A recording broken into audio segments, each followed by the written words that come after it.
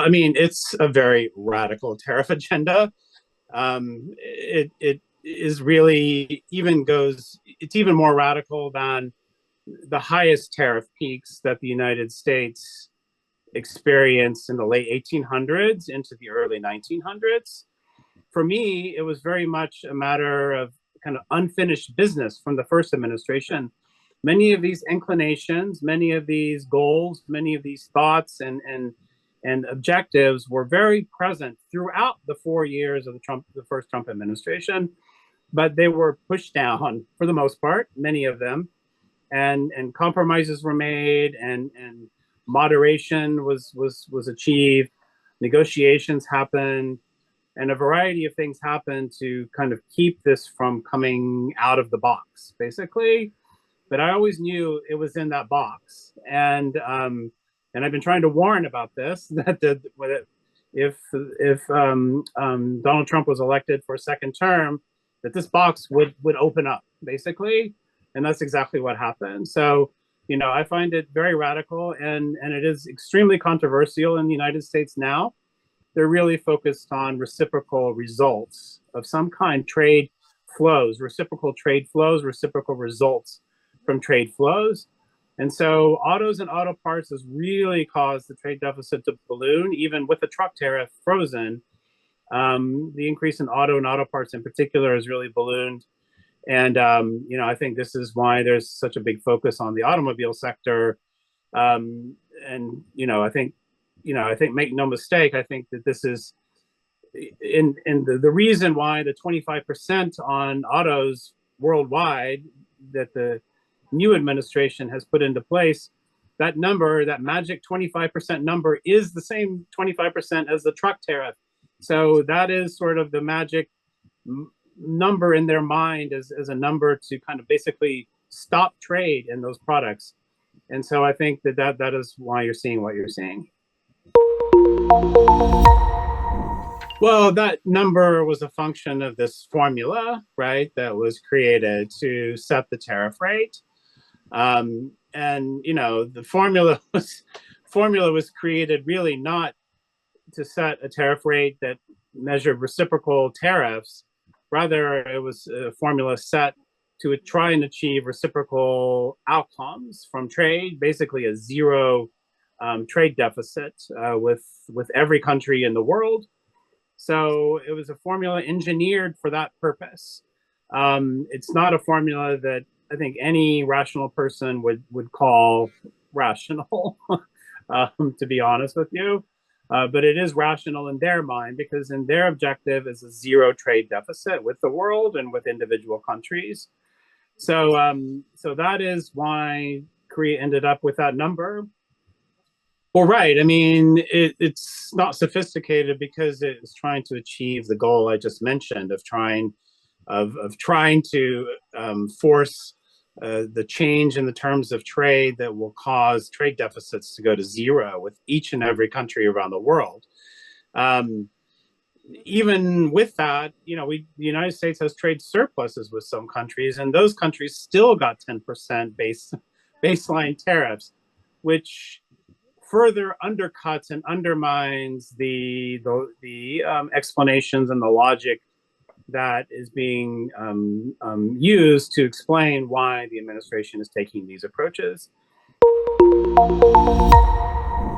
I mean, I think there's two or three things going on. Number one, obviously, the world's financial markets, but particularly American financial markets, were really, really suffering, and I think the pressure that had been put on the U.S. Treasury market that suggested that maybe even treasuries were viewed as a riskier investment really began to cause the need for a rethink of how this whole approach is going to unfold. I don't think the objective has changed. I think the objective is still the same, as I mentioned to you. I do think that there always was an intention to negotiate with some countries and to see what deals could be made, and to use those deals as some kind of proof that the whole strategy is working and the rest. The problem is that they went too fast, too quickly, too far, too high, and the financial markets couldn't bear the uncertainty and the concern. So I think the pause, what it does is allows for these negotiations to take place. It allows for the president to take credit for certain objectives and certain outcomes in order to moderate the tariff levels. Vietnam had 45% or something, Korea had 25%, Japan had 24%, EU 20%. These very, very high tariff levels to potentially have an opportunity to moderate that some, so that but I don't think, again, I really want to emphasize this, I really don't think the objective is to go back to zero. It's not. The objective is to moderate, but not to eliminate again, not to go back to where the US was. I think they just miscalculated how quickly and how far and how hard they could go to try and force these negotiations. So they had to put a pause and pull back for the time being. Right. I mean, just to take one step back, sure. I mean, countries around the world all have legitimate interests in maintaining certain industries for certain purposes. Korea has an industrial policy for that purpose. Japan has had an industrial policy. Some countries subsidize these industries. And all of these are running on the edge of the trade rules as to whether they're okay or not, basically. And so the use of Section 232 for products like steel, aluminum, titanium, that would not be my choice to do that. But there is, just if you take the emotion out of it, there is a legitimate question and concern and interest about that each country has to answer for itself, basically. So I don't want to say that none of that is legitimate, but the reality is that almost all of it now is not legitimate. Meaning, when you begin to apply that logic to cars, when you begin to apply that logic to furniture tariffs, when you apply that logic to tariffs on consumer goods and the rest, obviously it just becomes a legal loophole, right? It's a legal loophole, and they just call it a national emergency in order to use that loophole, because in the United States, the Congress has control over tariffs. But over the last 100 years, the Congress has given the president certain authority to do certain things, to run a more rational tariff policy, or more rational trade policy. So that is being abused now, right? And everyone understands it's being abused. And so, the real question is it's really a matter of whether these loopholes that have given the president these authorities can be closed or not. And that comes down to Congress to close those loopholes. Some could be decided by the courts as illegal and not as consistent with the law. I'm not confident that will happen. It may happen at lower courts, but by the time it gets to the U.S. Supreme Court, I think they will generally defer to the president's declaration of emergency or security to do these things. So to me, the real answer is a political answer, and it has to begin in the U.S. Congress. The cost of inputs into the manufacturing process, just the extremely high level of tariffs, and just a dramatic change in such a short period of time to hike tariffs, even by 10%, much less 25%, 50%, whatever it is on the scale, is causing a great deal of concern. And the question really for me is how long until that translates into political pressure on the president to pull back. It seems like maybe the beginning of that has started, but I think it will take another couple of months for these price increases to really begin to hit small businesses, large businesses, farmers, and others. And then when they see the sticker shock and the impact of this, I think that will increase even higher. Well, first of all, if the tariffs that are implemented continue as they are, and if the United States applies a blanket tariff on South Korea as well, that was paused for 90 days in theory. But if we get to the point of a blanket tariff, the whole point of a free trade agreement just becomes, it loses the whole point of having the free trade agreement in the first place, because everything is just taking place on top of it, basically. So to me, the real question isn't whether the Trump administration will want to maintain the agreement or renegotiate the agreement. To me, the question really is how important it is for South Korea to want to maintain that agreement, and what it's willing to do to keep it in place and deal with the other issues until some point in the future when maybe we can go back to that agreement, if that makes sense to you.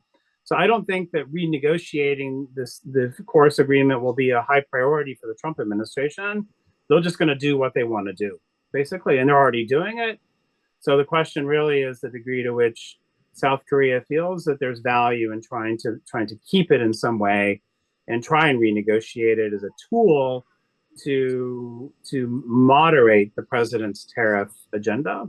Well, I think they will go back and try and get things like tighter content rules, these rules of origin particularly for industrial products like automobiles and the rest, in order to keep out content from China, to keep out content from other countries. But I think the main different objective that the administration would have this time would be to secure some kind of flexible mechanism for raising and lowering tariffs under the agreement. And basically, I think that they would try and tie that to changes in the trade balance with Korea and the degree to which tariffs could rise. If the trade deficit with Korea was increasing, tariffs could be allowed to fall. If it was if trade was more in balance with Korea. So I think that is the kind of mechanism that they would want to include and expect to include, which isn't a free trade agreement anymore. It's a managed trade agreement, basically. Right. I think even if there are FTA talks or not, I think they will still do that. So I think that's coming as a part of any discussion with Korea on trade.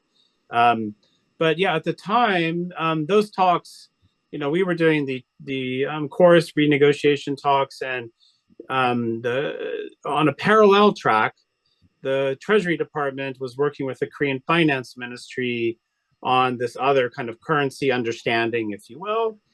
And as I mentioned previously, it never there were negotiations, but because the Chorus negotiations were pushed so fast, so hard in late February, early March of 2018 to complete, the Treasury and Finance Ministry track they weren't finished by the time that the other negotiations finished. So it just became an understanding, quote unquote. And my understanding is that the Korean Finance Ministry did agree to make certain market movements transparent, so that it is easier to see if Korean officials had intervened in the exchange markets or not, which was a step, and an important step. But I think they would want to take that further in any trade-related discussions with Korea, even if it's an FTA renegotiation or if it's just any kind of other trade track talks with Korea. Rice is the most sensitive one, of course. I don't really expect that there would be pressure on that, but there could be. The issue of beef 30 months and older, the reality is that the rest of the world is now importing U.S. beef of any age. Korea is really an outlier, really, really, really almost by itself in this department. So I would think that would be an expectation, that Korea would come along with almost every other country in the world and allow finally get past the BSE crisis and move back into normal trade in beef. So I think that would be, and I think that as we discussed earlier, though, the farmers and ranchers are a very important political constituent for President Trump. And so the degree to which the pressure will be on finding new markets for them, where China is closing its market in retaliation for the tariffs, is going to be a priority, I think, for the Trump administration. I think the day of the inauguration or the day after the inauguration this past January, the president signed an order to freeze all disbursements of IRA subsidies that relate to electric vehicles. So basically, any money that the government is the Biden administration was willing to offer consumers to purchase these vehicles with batteries and the rest, they basically shut that off and put a freeze on that. So I think those are gone. I think those subsidies are gone.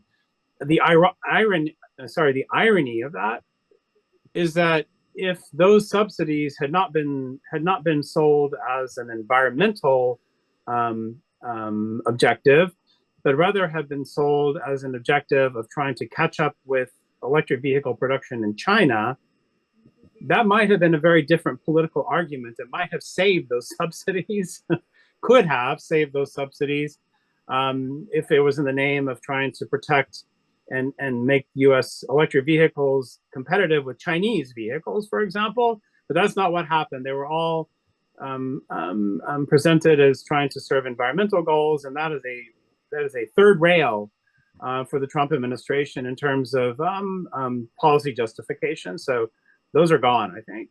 The CHIPS Act, I think, is different. And my understanding is that the money really has virtually all of the billions of dollars have already been dispersed, have already been, they're out of the government's hands and in banks' hands or in the private sector's hands to continue to go forward. So I think those are very hard to pull back.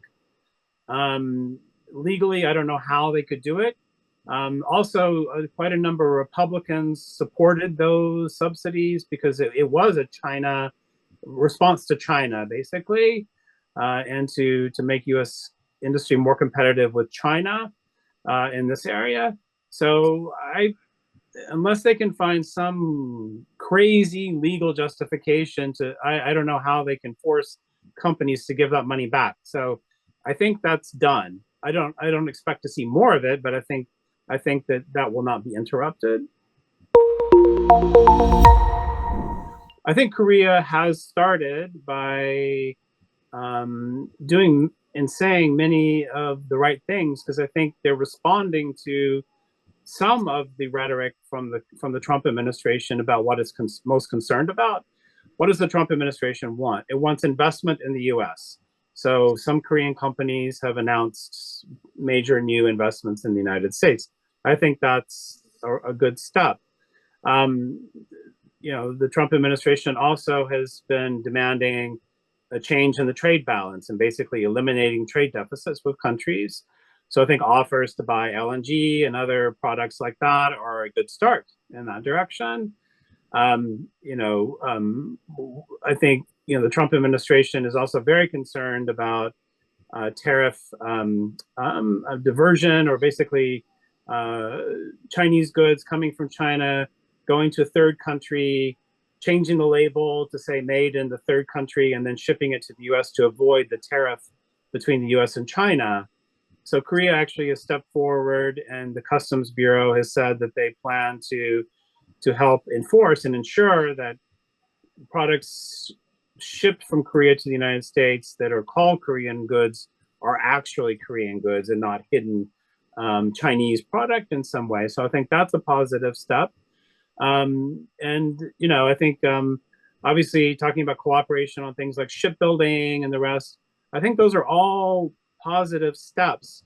So what can countries like Korea do? That can come in many different forms. One possible way, the U.S. in the 1980s pushed voluntary export restraints onto Japan when Japanese exports of televisions or cars or a range of products, industrial products, was flooding U.S. markets. The Reagan administration at the time responded by insisting Japan limit those exports by a certain degree voluntarily, so that they wouldn't wipe out U.S. Industry, basically. And I think there actually could be a role for Chorus in here. The degree to which, if after a year or two and Korea's the trade surplus that Korea runs with the U.S. really decreases a lot, maybe 80% or 90%, it shows a huge progress in that direction. It's possible that Korea and the Chorus could be brought back to life as an avenue for tariff-free trade, as long as that trade balance stays more in balance. Korea might be able to use that approach under Chorus to argue that Korea has a special relationship. Korea's tariffs are zero on U.S. exports. Let's preserve that relationship and let's trade under that agreement as long as the trade deficit is kept in check, basically. So Chorus could come back to life in a very useful way, potentially, but we'll have to wait and see. Sure, there's two ways of looking at this. There's what Korea could import, and there's what Korea could stop exporting, actually. So, or export less of, basically. So I think it's important to think of both directions as Korea thinks about what kind of response it can politically come up with, basically, and can politically justify within Korea. So other products that, obviously automobiles is going to be the top of the list of the Trump administration. Importing, the degree to which Korea is making steel in the U.S., Korean companies, Hyundai is going to build a steel factory. If it builds a steel factory and is exporting that steel back to Korea, or U.S. companies that are making steel in the U.S. exporting back to Korea, a sense of equity or fairness. I mean, this is where LNG is an easier one potentially, and it's an important, it's very important for Korea. So I don't discount it, but I think that a focus on industrial products as well is going to be of critical importance. Machinery, tractors, airplanes, all of that stuff is very high on the Trump administration's priority list, I think.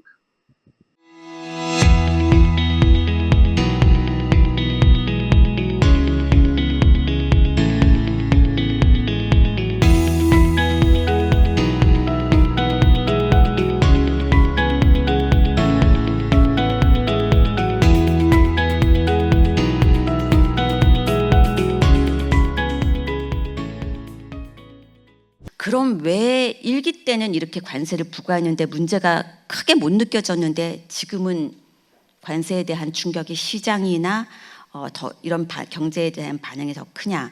세 가지 차이점을 말씀을 드리고 싶습니다. 1기 때는 미국 정부가 들어서자마자 대규모 감세법부터 통과시켰습니다. 35%였던 기업의 법인세를 21%로 낮춥니다. 그리고 리쇼어링하는 기업에 대한 혜택도 주고, 그래서 17년 내내 논의됐던 거는 대규모 감세법이었고, 그리고 이제 규제 완화도 동시에 합니다. 그리고 2018년도 임기 2년 차부터 관세를 시작을 합니다. 지금은 사실 임기 한 달도 안 돼서 관세부터 시작을 했습니다. 이 대규모 감세법은 아직도 의회에서 논의 중에 있습니다. 그래서 기업의 활력을 먼저 불어넣고 시작하느냐, 관세부터 시작하느냐가 시장의 반응이 달랐다는 점을 말씀을 드리고요. 1기 때는 전 국가를 대상으로 했던 것은 철강, 알루미늄 2개 관세였습니다. 그리고 중국에 대해서 관세를 부과했지만 어쨌든 점진적으로 한 19.3%까지 부과를 해서 사실은 대세계 평균 관세는 큰 차이를 못 느낄 만큼 그렇게 크게 변화하지 않았습니다. 근데 지금 2기 때는 일단 모든 국가가 10%는 기본적으로 부과가 돼 있습니다. 상호관세 들어가면 더 추가도 될 수 있고요. 그리고 대중국 관세는 19.3이 아니라 145%라는 그 추가 인상은 그냥 거의 그 무역을 할 수 없는, 중단할 수밖에 없는 그런 수준으로 아까 이 빠르고 강하게 부과했다는 얘기도 나왔었는데 그런 상황입니다. 그리고 1기 때는 232조, 301조 뭐 이 법을 쓴 게 맞느냐는 다 논쟁이 있을 수가 있지만 이 전부 다가 한 1년에 걸친 절차가 요구되는 법이었습니다. 그래서 그 기간 동안에 수의법자들은 뭐 일종의 사재기 내지는 재고 비축을 통해서 경제에 주는 충격을 계속 완화를 해나갈 수 있었습니다. 근데 지금은 국제 비상경제권한법이라는 아무런 절차가 필요 없는 대통령이 비상이다 선언만 하면은 할 수 있는 그런 관세를 부과하기 때문에 한 달 이내에 발표한 지 부과되고 해서 기업들도 준비를 할 수 있는 시간이 충분치 않은 그런 상황입니다. 1기 때는 주로 중국이 타겟이었지만 이제는 모든 국가가 무역 적자를 특히 미국 입장에서 보고 있는 모든 국가가 타겟입니다.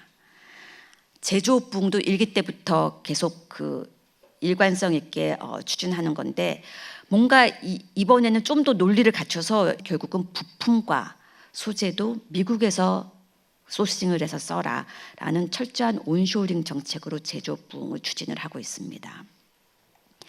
대중경제 정책도 아까 뭐 관세 인상률이 1기 때 3%에서 19%로 총 16% 정도 올랐으면 그것도 한 4년에 걸쳐서 지금은 3개월도 안 돼서 145%가 인상이 됐다는 점에서 훨씬 더 강화됐다는 걸 볼 수가 있고 그런 만큼 제3국에 대한 우회 수출 수입 규제도 더 강화될 것으로 생각이 됩니다. 트럼프 대통령의 관세는 만병통치약입니다. 일석 1, 2, 3, 4, 5조인데 뭐 경우에 따라서 6조, 7조까지도 갈 수 있는 그런 정책입니다. 그리고 각 관세별로 지향하는 그 목표가 약간씩 다릅니다. 상호관세는 기본적으로 무역적자 축소입니다. 그리고 점점 요새는 세수 확보도 논리가 강화되고 있습니다. 지금 미국에서 이 감세법을 포함해서 예산 조정 절차가 진행 중인데 감세를 하기 위해서는 어디선가 또 세수를 확보해야 되니까 이 피터 나바로가 최근에 뭐 1년에 6천억 불씩 10년이면 6조 불 세수 확보가 가능하다 그랬는데 그만큼은 아니어도 지금의 관세로는 일정 부분 세수 확보가 되는 것도 사실입니다. 뭐 협상을 내버려주는 모든 관세에 해당이 되고요. 그래서 이 상호관세 부분은 무역수지 적자에 가깝다면은 품목별 관세는 좀 더 본질적인 미국의 고민과 관련이 되어 있습니다. 제조업 부흥 그리고 사실은 이 품목들은 중국으로부터 공급망을 분리하기 위해서도 미중 전략 경쟁에서 승리하기 위해서도 중요한 부분입니다. 이 부분에 대해서는 우리도 어떻게 대응을 할지 보다 고민이 필요한 부분입니다. 상호관세는 아까도 말씀드렸듯이 국제비상경제권한법 아무런 절차가 필요 없습니다. 그냥 비상이다 경제 이렇게 선언만 하면 나올 수 있는 그 법을 근거로 조치를 발표를 했습니다. 그리고 한국을 보시면은 멕시코와 캐나다는 FTA국이기 때문에 FTA에 일치하는 품목에 대해서는 적어도 관세 면제를 받는데 한국은 그런 것도 없습니다. 어찌 보면은 미국에 대한 관세율이 0%이면서 사실은 이렇게 25% 관세가 부과된 거의 유일한 나라 내지는 뭐 FTA 국가 중에 가장 높은 관세가 부과된 나라입니다. 물론 이게 그 아까도 언급된 공식에서 나왔기 때문에 협상의 출발점이지 최종점은 아니라는 점에서 그냥 협상의 시작을 위한 수단이고 과정이라 이렇게 볼 수는 있지만 한국이 적어도 FTA국으로서 거기에 합당하는 요구를 하고 합당하는 결과를 도출을 해야 되는 상황입니다. 품목별 관세는 국가 안보를 이유로 하는 이 무역확장법 232조에 근거하여서 했는데 이 부분이 결국은 바이든 행정부가 취임 초기에 공급망 핵심 4대 품목에 대해서 검토하고 발표를 한 반도체, 배터리, 핵심 광물, 의약품과 정확히 결을 같이 합니다. 지금 철강, 알루미늄, 자동차는 이미 관세가 부과 중이고 반도체, 의약품, 핵심 광물 다 조사 진행 중입니다. 어찌 보면은 단지 협상 레버리지가 아니라 세수 확보도 아니고 보다 미국이 진심인 제조업을 가져오겠다는 진심인 품목이라고 볼 수 있습니다. 뭐 반도체 핵심 광물, 철강도 그렇지만 이것만 들어가는 게 아니라 모든 파생 상품이 다 포함입니다. 반도체는 뭐 핸드폰부터 시작해서 온갖 전자기기들이 다 들어가고, 이 핵심 광물은 중간재인, 음극재, 양극재 포함해서 최종재인 뭐 배터리 반도체까지도 또 다 여기도 다 포함이 되고, 반도체 웨이퍼까지. 그래서 이 파생 상품까지 포함되는 이 232조 품목별 관세가 우리의 주력 수출 품목과도 정확히 일치하는데 어떻게 협상을 통해서 양쪽이 윈윈할 수 있는 결과를 얻어내야 되는지가 앞으로 우리 협상 당국의 통상 당국에게 굉장히 중요한 과제가 될 것 같습니다. 어쨌든 지금 중국에 대해서는 거의 교역이 불가할 정도로 145% 관세가 있고, 이게 저는 시간이 지나도 예전처럼 돌아가지는 않을 거다. 어느 순간에 어느 지점에 머물러 있을지는 모르지만 예전보다 훨씬 높은 수준에 있을 거다.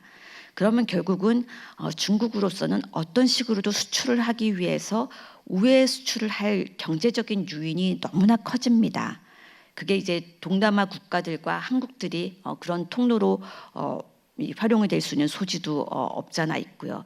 그래서 미국으로서는 또 반대로 말하면은 그거를 단속을 강화하고 집행을 강화할 이유도 굉장히 커지고 집중적으로 볼 수밖에 없습니다. 그래서 이제 우리나라도 최근에 그 원산지 단속을 강화하기 시작했고, 베트남, 태국도 똑같은 걸 하고 있는데, 이렇게 중국의 상품들이 거쳐가는 거에 대한 원산지가 법적으로 제대로 이행이 되느냐, 이런 것도 중요한 문제지만, 또 한편으로 중국의 상품들이 우리나라 시장에서 치열한 경쟁을 통해서 우리나라 시장을 잠식을 할 텐데, 우리 기업들이 산업 피해를 보는 거에 대해서는 정부가 어떻게 대응을 할 수 있느냐, 그런 문제도 앞으로 중요한 과제로 남을 것 같습니다.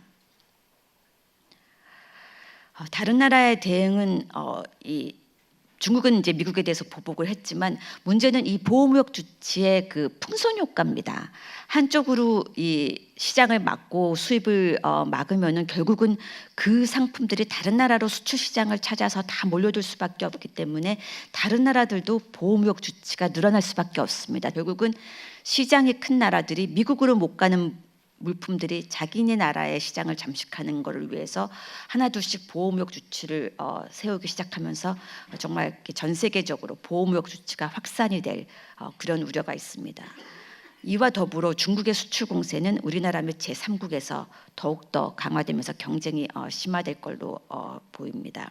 관세라는 게 정말 이렇게 스티키해서 계속 지속되는 그 경향이 있어서, 관세를 통해서 이해관계자도 생겨나고 정치적으로 수혜를 보는 이해관계자도 생겨나고, 그 다음에 기업들이 투자를 하면은 거기에 따라서 또 오히려 관세를 주장하고 싶은 그 기업들도 늘어나고 해서, 한번 관세가 부과되면은 쉽게 이 상황이 다 끝났다고 선언하고 관세를 철폐하기가 어려운 그 정치적 환경이 주어집니다.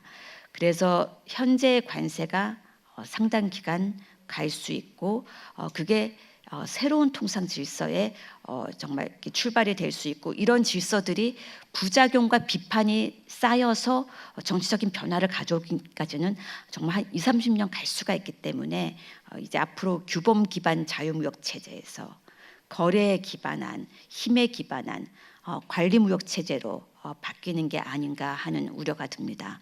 그런 점에서 지금의 대응은 단지 그냥 앞으로 1-2년 내지는 트럼프 4년이 아니라 그 이후에도 이어질 이 새로운 그 시대에서 우리가 어떻게 처음에 틀을 잡느냐, 첫 단추를 깨느냐 하는 아주 중요한 시기가 될 수도 있다. 지금의 대응이 앞으로 한 1-20년 이상을 우리 기업의 경쟁 여건을 좌우할 수 있는 그 상황을 결정할 수 있다 하는 점에서 매우 중요하다고 말씀을 드리고 싶습니다. 우리가 어떻게 대응을 해야 되느냐, 우리의 대응을 먼저 정부와 기업을 통해서 말씀을 드리고 싶습니다. 제가 아까 그 최 장관님께서 말씀하신 우리가 갖고 있는 카드가 우리의 제조 경쟁력이다, 그 말씀에 저도 굉장히 공감을 하는데, 우리가 갖고 있는 무역, 투자, 조선, 에너지, 산업협력, 이게 다 실은 제조업과 연결이 돼 있습니다. 그리고 우리가 정말 앞으로 중점을 둬야 될 게, 상호관세 타결은 협상을 통해서 물론이고, 아까 그 품목별 관세, 미국이 제조업 부흥의 진심이어서 부과하는 이 품목별 관세가 우리 미국의 수출의 절반이 넘습니다. 우리의 주력 품목들입니다. 이거를 같이 하는데 중요한데 이게 결국은 우리가 미국에 대해서 같이 윈윈으로 제공할 수 있는 산업협력의 패키지, 단지 투자뿐만이 아니라 투자와 더불어서 기술 개발, 인력 양성, 제3국계 공동 진출 이런 거를 공동 시장 개척을 포함한 제조 협력의 산업 협력의 패키지, 그게 이제 우리가 할 수 있는 카드고, 바로 그게 또 우리가 이 품목별 관세를 철폐하기 위해서도 미국과 협상할 때 치열하게 협상을 해나가야 될 부분입니다. 그래서 어찌 보면은 상호관세만으로 어떤 쉬운 협상을 내지는 쉬운 승리를 추진하기보다 기본적으로 본질적으로 이 주력 상품들인 제조업 관련 관세들에 대해서 본질적인 방안을 마련하는 그런 치열한 협상과 이런 거를 추진을 해야 된다고 생각을 합니다.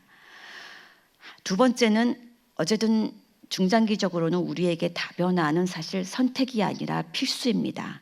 지금 현재 미중의 수출 비중이 38%고 또 수입 측면에서 봤을 때는 중국으로부터 수입 비중이 22%가 넘는데 이 모든 게 우리에게 굉장히 중요한 품목들과 관련이 돼 있습니다. 그래서 신남방 정책이라든지 글로벌 사우스 정책이라든지 새로운 시장으로 경제 네트워크를 확대하고 다변화시켜서 여기에서 성장 동력을 지속적으로 발굴해가는 그런 노력이 필요합니다. 세 번째는 어쨌든 우리의 산업 경쟁력 제고, 앞으로 고관세 시대 내지는 거의 1930년대와 같은 보호무역 시대가 오더라도 우리가 흔들림이 없으려면 우리의 산업 경쟁력을 제고하는데 이를 위해서는 정부의 정책이 굉장히 중요합니다.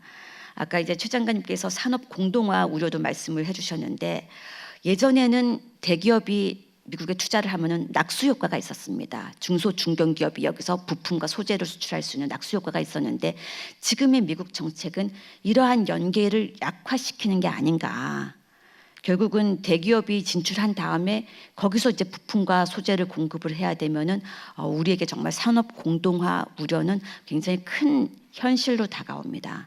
그거를 이겨낼 수 있는 방법은 우리가 미국보다 더 기업하기 좋은 환경을 만드는 겁니다. 그래서 정말 우리나라 기업들도 해외에서 수익을 내도 그거를 그 해외에서 재투자하거나 유보하는 게 아니라 본국에 가져와서 여기서 재투자를 하고 싶게끔, 그게 R&D가 됐던 다른 첨단 산업이 됐던 더 기업하기 좋은 환경을 만드는 거고, 그게 아까 우리 암참 회장인 제임스 킴 회장께서 말씀하신 다국적 기업을, 중국을 탈출하는 다국적 기업을 한국에 유치하기 위해서도 필요한 겁니다. 그래서 규제 완화와 산업 지원 정책을 통해서 정말 우리가 체질을 개선하고 경쟁력을 강화할 수 있도록 정부 정책을 지원해 나갈 필요가 있습니다. 어쨌든 이 불공정 무역에 대한 대응 체제도 지금까지는 우리가 통상 국가로서 이 부분을 별로 그렇게 집중하지 않았는데 앞으로 이 시장이 막힌 수출품들이 우리나라에 더욱더 몰려드는 것을 대비해서 법에서 허용된 국제법에 일치하는 그런 불공정 무역 대응 체제들은 잘 정비를 해서 활용을 할 필요가 있겠습니다. 사실은 기업의 대응도 정부의 대응과 크게 차이가 없습니다. 여기서도 이 강조를 하고 싶은 게 공급망 점검 및 다변화라고 했는데 어찌 보면 저는 트럼프 정부 4년 내내 관세 리스크는 상존할 것 같습니다. 왜냐하면 아까도 말씀드렸듯이 이 리밸런싱을 관세로 해결해야 된다는 것은 40년간 가져온 소신입니다. 이제 와서 이게 바뀔 것 같지가 않습니다. 그래서 이 관세라는 리스크도 상존하고 여기에 따라서 다른 국가들이 수출 통제를 한다든지 원자재에서 수출 통제를 한다든지 보복과 규제와 이런 걸로 새로운 장벽을 쌓을 가능성도 또 상존합니다. 그래서 기업이 갖고 있는 여러 가지 공급망 중에서 통상 리스크에 예를 들어 미국의 고관세 대상 국가라든지 아니면은 또 그 나라의 수출 통제의 대상이 될 수 있다든지 이런 통상 리스크에 노출된 국가의 비중은 조정을 하면서 다변화를 해나갈 필요가 있습니다. 그리고 정부의 지원 정책과 마찬가지로 앞으로 고관세 시대 여기를 견딜 수 있기 위해서는 압도적인 경쟁력이 중요합니다. 관세가 부과돼도 사실 가격 결정력을 누가 갖고 있느냐, 수출업자가 부담하느냐 수입업자가 부담하느냐도 정말 대체 불가능한 제품을 만드는지의 그 경쟁력에 달려있기 때문에 앞으로 더욱더 이 부분을 기업들이 새로운 시대에 살아남기 위해서는 더 집중을 해야 될 것 같습니다. 마지막으로 단기적으로는 어쨌든 미국의 집행도 강화되고 관세를 회피하고자 하는 경제적 유인도 강화되고 그 사이에서 우리 기업들이 이 원산지나 관세에 관련된 컴플라이언스를 강화해가는 게 기업의 신뢰도를 높이면서 새로운 시대에 계속 또 잘 생존해 갈 수 있는 방법이 아닐까 싶습니다. 다자주의로 다시 그 예전과 같이 돌아가기는 힘들지 않을까 생각합니다. 물론 다른 나라들이 우리끼리라도 다자주의를 해보자 그런 움직임은 계속 될 거고 우리나라 같은 정말 일종의 그 중견국들이 이 같은 생각을 가진 국가와 힘을 합쳐서 그러한 그 노력들을 지속해 나가야 되는 것도 굉장히 중요합니다. 그 이상적인 노력을 위해서 계속 해야 되지만 현실은 지난 이러한 사조가 지난 8년을 계속되어 왔고 그 와중에서 EU나 인도나 주요국들도 점점 무역 장벽을 높이고 그런 현실들이 일어나고 있는 것을 봤을 때 현실 속에서 살아남기 위한 대응은 진짜 변화하는 시대에 맞춰서 거기에 맞는 경쟁력을 키우는 게 중요하지 않을까 하는 점에서 이상은 물론 다자주의를 계속 가야겠지만 현실은 한번 시대 사조가 이렇게 바뀌면 한 20-30년은 가야지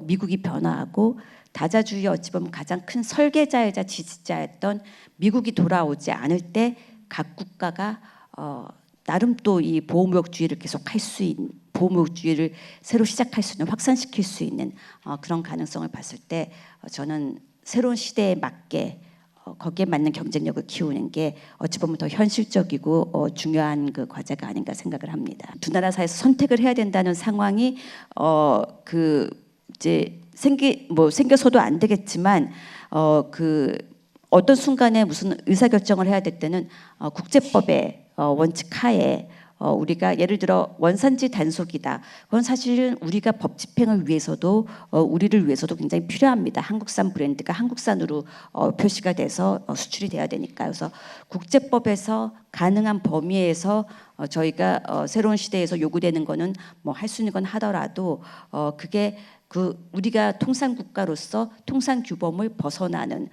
그러한 이 선택이나 그런 거는 하지 않아야 될 것 같습니다. 그래서 미국과의 관계에 굉장히 중점을 두지만 중국과의 무역 투자도 역시 안정적으로 잘 관리를 해나가는 게 필요할 것 같습니다. 제가 뭐 트럼프 정책이 성공할 거라는 전제를 깔고 그거보다는 저는 이렇게 그 말씀을 드리고 싶습니다. 트럼프 4년 내내 관세 리스크가 상존할 거다.